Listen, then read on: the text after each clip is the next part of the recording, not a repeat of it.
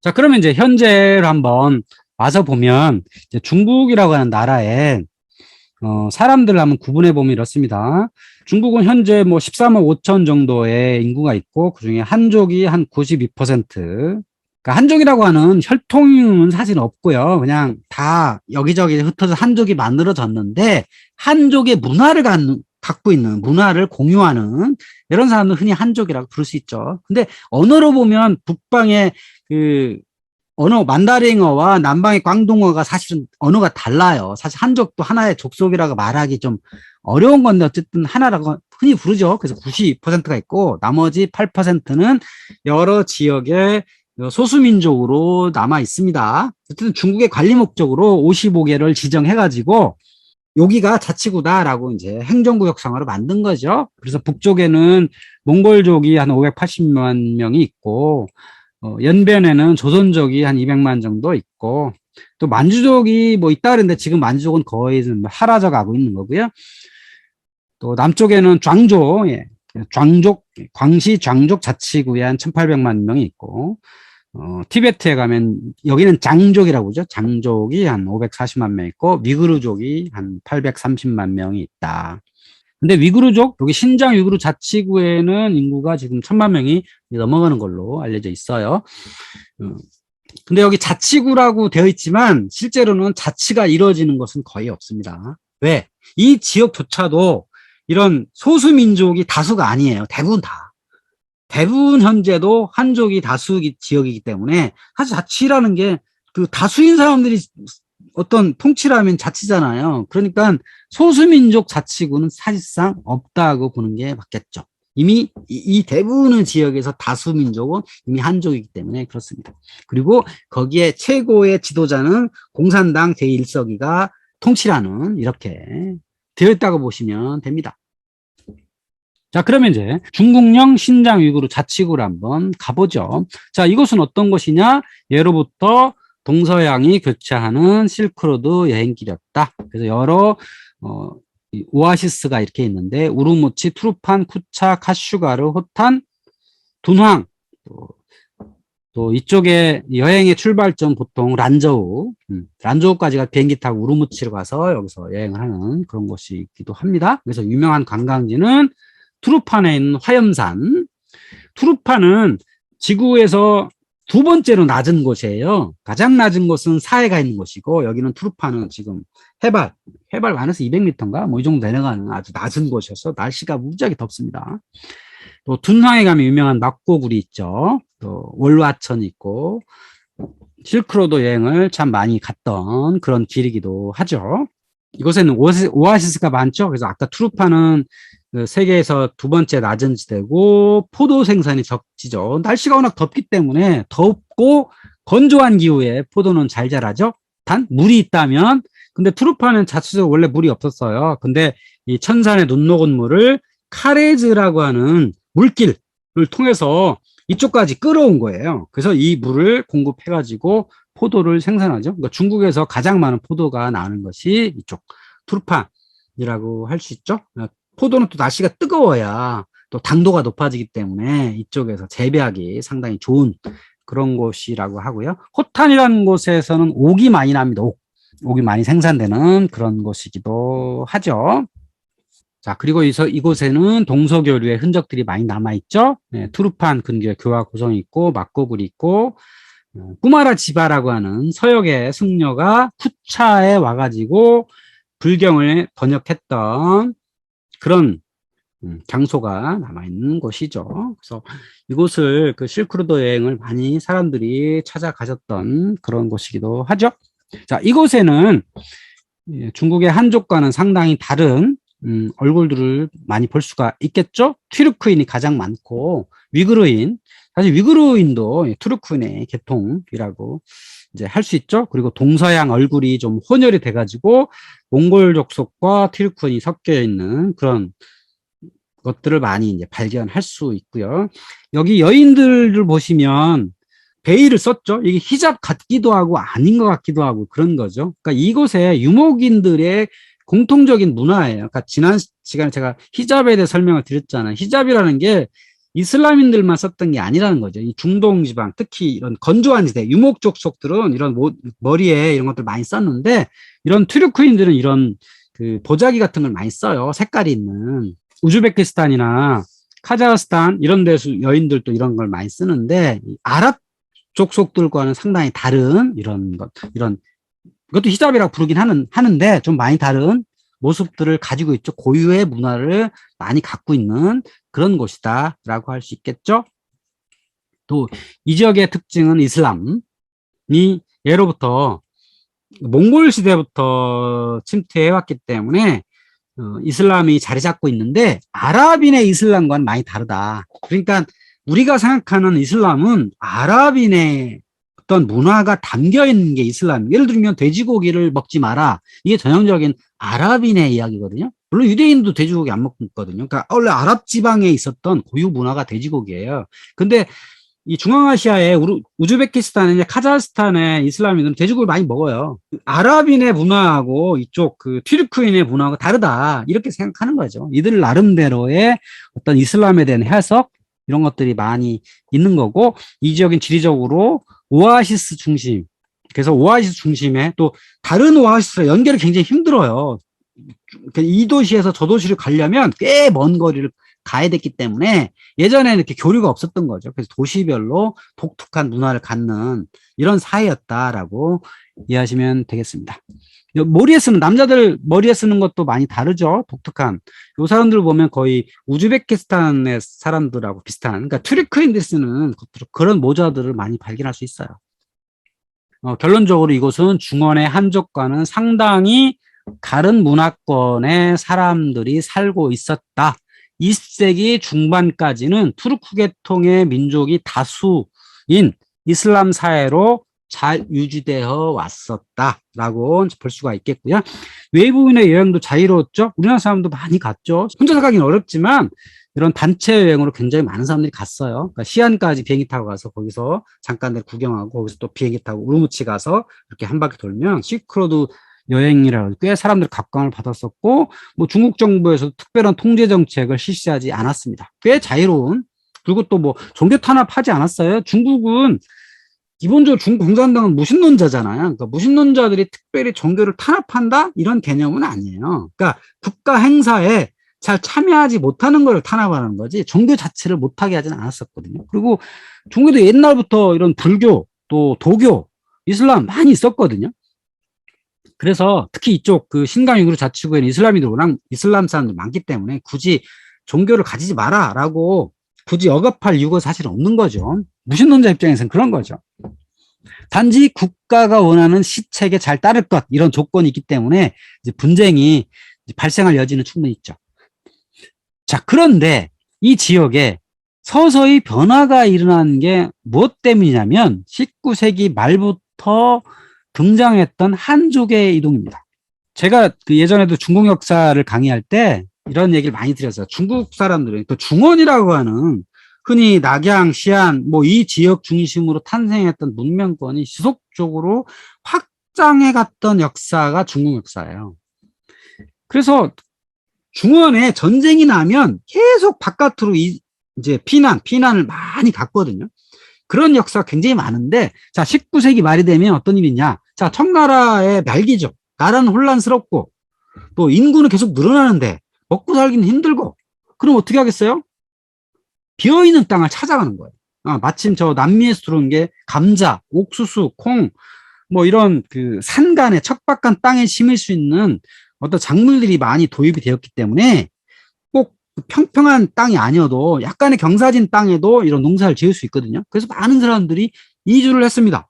청나라 시대에 많은 사람들이 이주를 했어요. 인구 압력이 있으면 늘 사람들은 이주를 하거나 전쟁을 하거나 늘 그렇게 하게 마련이란 말이에요. 강희제 한풍제까지 거의 3억 명 정도 인구가 있었는데 그중에 10%인 3천만 명이 이동을 했다라고 하는 겁니다. 자, 1차 강희제 시대에 호남, 호북 살던 사람들은 사천성으로 갔고, 그러니까 2차 건룡제 때는 사천에 살던 사람들은 호북으로 가거나 아니면 서쪽의 귀주성, 이 산간 지방으로 또 가고, 또 전쟁이 나고 그러면 또 가고 계속 이동을 해요. 3차 가경제, 도강제 때는 사천성에 살던 많은 사람들이 운남성으로 가고 광서성으로 가고 귀주성으로 가고 이동을 한 거예요. 지금은 운남, 광서, 귀주는 아주 산간지대예요. 여기 가서 산비탈을 일구고, 어차피 비어있는 땅이니까 나무 베어내고 산비탈에 감자, 옥수수 이런 걸 심어가지고 또 차 이런 걸 심어가지고 생계를 유지했던 그런 이주가 있었던 거예요. 그리고 청나라 말기 19세기 말에 이르면 만주가 열립니다. 그 전까지 청나라의 여진족들은 자신들의 땅의 근거지였던 만주를 철통 보호를 했어요. 절대 못 들어가게. 그랬는데 19세기 말에 이게 풀렸어요. 만주를 들어갈 수 있게 된 겁니다. 그 산동성에 살던 많은 사람들이 바다를 건너서 만주로 들어갔습니다. 그래서 오늘날 따렌이라는 도시가 있잖아요. 따렌에 산동성 출신들이 굉장히 많습니다. 그리고 그 산동성 출신들이 한반도에도 많이 왔죠. 그 만주 지방도 이주자가 엄청 많이 생긴 거죠. 그 한반도에 살던 사람들도 19세기 말, 20세기 초반에 만주로 많이 이동을 했죠. 그런 이유가 있었습니다. 그리고 또 시안에 살던 사람들은 어디 가냐? 내몽골 초원으로 이주하죠. 그래서 내몽골 초원으로 가서 그 초원을 일구고 그걸 밭으로 만든 거예요. 그래서 오늘날 황사가 많이 나는 이유가 이 내몽골 초원을 밭으로 만들었기 때문이에요. 원래부터 사람이 적게 살고 유목민만 있을 때는 풀밭이었기 때문에 황사가 안 일어나는데 여기를 전부 밭을 일구고 하니까 비도 적게 오는데 이래서 사막화가 되고 이 지역에서 황사가 많이 등장하게 된 이유가 이때 많은 사람들이 서북지방으로 이주를 했기 때문에 그런 현상이 발생하게 된 겁니다. 그리고 20세기 중반 때쯤 되면 그러니까 중반 돼서 이 신장 위구르가 본격적으로 중국 인민공화국의 땅이 되잖아요. 그러니까 또 사람들이 먹고 살 땅을 찾아서 서쪽으로 가게 됩니다. 주로 서북인들이 많이 가겠죠. 시안 사는 사람들이 시안에 사는 많은 사람, 여기 가난한 사람들이 땅 한 평 없는 사람들이 서쪽으로 가는 거예요. 서쪽으로 가가지고 이 신장 지방에 자리하게 된 거죠. 여기 가서도 사실은 거기에 이제 농토를 일구거나 아니면 뭐 유목생활 하거나 그래서 여기도 많이 초원이 일궈지고 막 그런 일들이 있었어요. 그래서 결론적으로 여기에 사천 사는 사람들이 티벳으로 가고 서북인들이 신장으로 가고 내몽골 자치주로 가고 산동인은 만주로 가고 또 러시아로 가고 또 20세기 후반부터는 중국 경제가 발전함으로써 시골에 살던 농민공들이 이제 해안 도시로 갑니다. 해안 도시라 하면 뭐 소주, 항주, 뭐 상해, 저기 심천, 광동, 광주 이런 데로 대규모 이주를 합니다. 그러면 농촌 인구가 줄죠. 그 때문에 이 서북인들이 신장 이구로 대규모 이주를 해왔습니다. 그러니까 20세기 초반까지는 이곳에 한족이 별로 없었다는 거죠. 유구르족 중심에 유구르족, 카자흐족, 몽골족, 회족 이런 사람들 중심의 땅이었는데 공산당이 들어선 이후에 이곳에 지속적으로 한족이 이주를 하는 바람에 최근에 보면 이곳의 인구가 이미 60% 이상이 한족이 차지했습니다. 유구르족은 이미 25%, 카자흐족 5%, 회족 3%, 몽골족, 키르족 이렇게 소수민족 하고 있는 거죠. 그러니까 이미 한족들이 60%인데 이 한족들이 주로 도시, 우르무치, 카슈가르, 쿠차, 투르판 이곳에 경제권을 다 쥔 겁니다. 왜? 이들은 상업에 유리하잖아요. 한족들이니까. 그러니까 시안과의 연결, 일이 쉬우니까 시안으로 가서 좋은 물건을 떼다가 이쪽 우르무치에 팔고 이런 게 유리하니까 이들이 이 신강 유구르 자치구의 경제권을 다 차지하게 된 겁니다. 그럼 어떤 일이 있어요? 이 지역에 원래 살던 이 소수민족, 그러니까 위구르족 속들이 점차적으로 경제권을 잃게 되는 거죠. 시골에 원래 살던 위구르족 같은 경우는 별 변화가 없지만 도시에 있는 사람들 입장에서는 한족들이 좋은 걸 다 가져가고 자기들은 하층민으로 전락하는 이런 일들이 발생을 하게 된 겁니다. 그리고 중국 당국에서도 점차 한족이 50%가 넘어가니까 학교에서 그럼 애들한테 뭘 가르쳐요? 어떤 언어를 가르쳐요? 어떤 문자를 가르쳐요? 당연히 중국 표준어를 만다링어, 북경 표준어를 가르치게 된 거죠. 유구어를 쓰지 마라. 물론 말이야 어차피 하기에 마련이겠지만 학교에서는 공식 언어가 북경어 그리고 한자를 당연히 가르치게 되니까 원래 유구르 문화를 보존하려고 하는 사람 입장에서는 상당히 이제 불안한 거죠. 이미 그거는 뭐 이미 거의 포기 상태고 가장 중요한 건 뭐였냐? 경제라는 겁니다. 위구르인들이 거의 갖고 있었던 경제권을 다 잃어버리게 되니까 한족들이 다 차지하니까 본격적으로 소요 사태가 발생하게 된 겁니다. 2009년 7월에 우르무치에서 대규모 소요 사태가 첫 발생을 합니다. 왜? 이들이 먹고 살기 힘들다는 거죠. 원래는 우리 사람을 중심으로 이루어졌던 것이 한족들이 경제권을 다 쥐고 우리는 저들의 이제 시다바리만 하고 있으니까 안 되겠다라고 해서 분리독립 요구를 하게 된 거고요. 한 1000여 명 이상의 유르족이 참가를 했었다. 근데 이게 워낙 외부에 알려지지 않았기 때문에 몇몇 소수통은 3000여 명까지도 추산된다. 시위자들이 발생을 했다. 근데 중국에서는 이런 시위가 발생을 하면 철통방을 하죠. 천안문 사태도 철통방을 했었고, 또 2008년에 티베트에서도 이런 독립요구가 있었는데 그것도 철통 진압을 했죠. 그래서 이 사람들을 진압을 했고, 정부에 보고된 사망자 수는 197명이지만 실제로는 한 400에서 840명까지도 이른다. 뭐 이 정도 사람들이 사망을 했다라고 알려져 있습니다. 결국은 이런 소요 사태의 가장 큰 원인은 도시의 경제권을 한족들이 쥐고 위구르들은 밀려나는 상황이다. 그리고 이미 학교에서는 중국의 표준어를 다 가르치고 있고 사실상 소수민족의 자치권은 이미 사라진 상황이다. 그리고 1년 전 2008년에 티베트의 독립 요구도 간접적인 영향을 미쳤을 것이다. 이렇게 볼 수가 있겠습니다. 그리고 그 이후에 많은 어떤 그 독립운동, 독립요구 이런 일들이 있어가지고 꽤 많은 사람들이 수용소 같은 데로 잡혀갔다. 이런 썰도 사실은 있고 일부 사람들이 북경이나 상해 같은 대도시에 와서 테러를 할 것이다. 이런 어떤 소문들이 많이 나가지고 2009년 이 사태가 벌어진 이후에는 북경과 상해라는 대도시에 그 검열이 굉장히 강화됐어요. 그 지하철에 우리 그 스캔하는 그 기계가 도입됐거든요. 그러니까 북경 가서 지하철 타시려면 가방 다 내려놓고 비행기 타듯이 스캔을 해야 돼요. 폭발물이 있지 않나 해가지고. 2009년 요 사태 이후에요. 신강 위구르 여행 가려면 상당히 여러 가지 좀 검사가 좀 심해진 그 자유로운 이동을 좀 제한하는 이런 일들이 많이 생겨났습니다. 아마 앞으로도 상당 기간 이런 일들이 일어났을 가능성이 있다. 자, 결론적으로 보면 이렇습니다. 중국 정부의 지침은 지금까지 마찬가지로 종교를 탄압하는 건 아니다. 표면적으로 종교 탄압하지 않아요. 굳이 탄압할 필요가 사실은 없어요. 왜? 이미 한족이 60%를 넘었기 때문에 이미 한족이 땅이 된 거고 더 할 일은 한족을 적극적으로 더 이주를 장려시키는 거죠. 그 60%가 70%가 되고 80%가 되면 이미 위구르족이나 키르기즈 나머지 사람들 아주 소수가 되기 때문에 이런 목소리를 낼 수 없을 것이다. 그래서 확고한 지배권을 세우는 방향으로 유도를 할 것이다 라고 보여집니다. 아마 시간이 더 지나면 이제 어른들은 위구르어를 알고 위구르 문자를 알겠지만 아이들 때 가면 이런 언어와 문화가 점차 사라지는 일들이 일어나지 않을까 싶습니다. 지금 세계 여러 나라들이 이 신장 위구르의 어떤 그 인권 문제를 이야기를 하고 있는데 중국에서는 뭐 콧방귀도 안 끼죠. 왜 남의 나라 일에 간섭을 하느냐 얘기를 하는 거고 니네 나라 거나 잘 따져라. 니네 나라의 사람들의 인권이나 잘 챙겨라. 왜 우리나라에 이런 걸 신경 쓰느냐 이렇게 주장을 하는 거죠. 그게 저는 한 일편은 일리가 있다고 봐요. 물론 여기에 사는 사람들한테는 굉장히 어려운 일이 한데 다른 나라에도 보면 그런 일들이 굉장히 많거든요. 특히 이 중앙 유라시아에 보면 핍박받는 사람들이 굉장히 많아요. 저는 이제 분쟁 가능성 있는 소수인이라고 한번 이렇게 정의를 해봤는데요.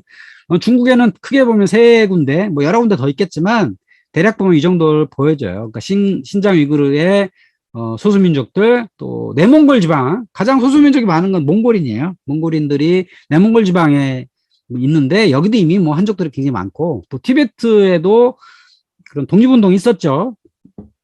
아직 그런 움직임이 좀 있고 이런 데가 이제 중국의 영역이라면 서쪽으로 가면 서투르키스탄, 소련의 위성국가였던 투르크메니스탄, 키르기즈스탄, 우즈베키스탄, 타직스탄 이런 나라들이 굉장히 분쟁 가능성이 있어요. 왜 그러냐면 여기 국경이 이상하게 그려져 있거든요. 이 국경이 막 삐뚤빼뚤해요. 막 지그재그로 가기도 하고 이상한 국경을 그어놨어요. 이게 스탈린이 어떤 민족이 스스로 일어서지 못하도록 했대요. 그러니까 우즈베키스탄 안에 카자흐스탄인도 있고 러시아인도 있고 키르기즈인도 있고 막 섞여 있어요. 키르기즈 안에 또 우즈벡인이 있고 막 섞여 있단 말이에요. 그러다 보니까 이게 좀 이상해요. 그래서 여기에도 상당히 분쟁 가능성이 있고요.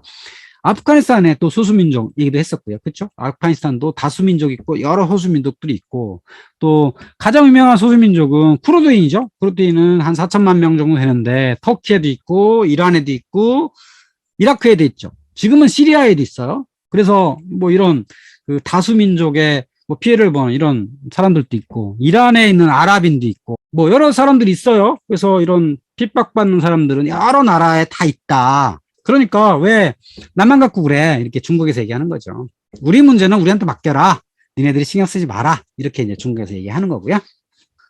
지난 시간에 연결해서 그 아프간의 탈레반이 이런 신장 위구르의 위구르 사람들 도와주지 않겠느냐, 뭐 이런 의견들이 사실 많이 있어요. 그래서 뭐 막 테러를 일으키지 않겠느냐라고, 이제 말씀하시는 어떤 우려를 하시는 분들이 있는데, 그 아프간의 탈레반들은 테러 전문가가 아니에요. 단지 외세를 몰아내기 위해서 열심히 싸웠을 뿐이죠. 그리고 사실은 이 신장 위구르에 있는 사람들과 아프간의 그 파슈툰족하고는 사실은 전혀 다른 사람들입니다. 단지 무슬림이라는 공통점 밖에는 없어요. 근데 무슬림이라고 해서 다 무슬림끼리 친한 건 아니에요. 그쵸? 기독교인이라고 다 기독교인이 친한 것 아닌 것처럼 그냥 그런 거죠. 서로 말이 통하는 것도 아니고 같은 민족도 아니고 그래서 이들하고 연계할 가능성은 별로 없다. 그래서 이들 신장 위구르에 사는 사람들의 처지가 그렇게 좋은 건 아닌데 뭔가 해볼 만한 건덕지가 별로 없다. 점차적으로 중국이라고 하는 거대한, 이 한족이라고 하는 거대한 문명권 속에서 세월이 지나면 조금씩 그들의 문화를 잃어버릴 가능성이 상당히 높다. 이것이 제가 하는 오늘의 결론이라고 할 수 있겠습니다.